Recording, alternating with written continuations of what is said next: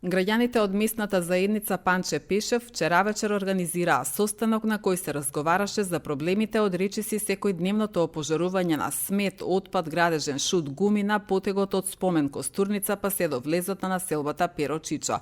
Граѓаните кои што постојано се изложени на густ чат и непријатна миризба, загрижени се за своето здравје, но и за безбедноста во тој дел од градот. Ако за 15 дена не се донесе трајно решение за проблемот, најавија дека ќе го блокираат булеварот Октомвриска револуција. Ние секојдневно, со години наназад, се случуваме со огромен проблем за овој дел од градот. Нели, кажете кои делови се најзафатени, како и до центарот на градот. Секојдневно се случуваме со палење на огин од секаков вид на отпад, од ѓубре, пластика, гума и трава се во овој летен период. Морам да нагласам, пошто се е летен период, дека зимскиот период е уште позагадено. Не знам процентално да кажам уште 100 пати поише цели. Ние живееме на пети спрасне, тоа сакам да кажам дека се гледаат причинителите. Икс пати сме носно пријавуваме до полиција, пожарна, доаѓа се во последно време. Има слух од нивна страна, и порано не е било така. Секојдневно можам да кажам 3 до 5 пати деноноќие се случуваме со палење на различни локации. Тоа е превише, премногу за овој дел од градот. Не знам за било каде што има многу дечиња кои сакаат да, ние како родители сакаме да ги живееме надвор, а тоа е невозможно.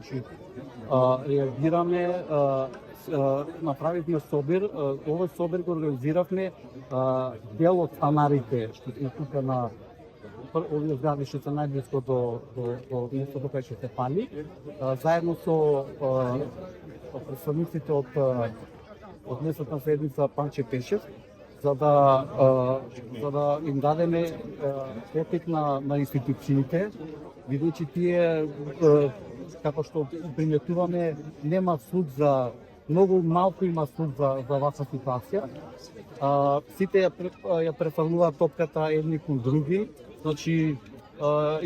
инспекторите за животна средина не реагираат, обично се тока полиција или пожарна и обично доаѓаме до младите дека не е наша надлежност, нивна или обратно.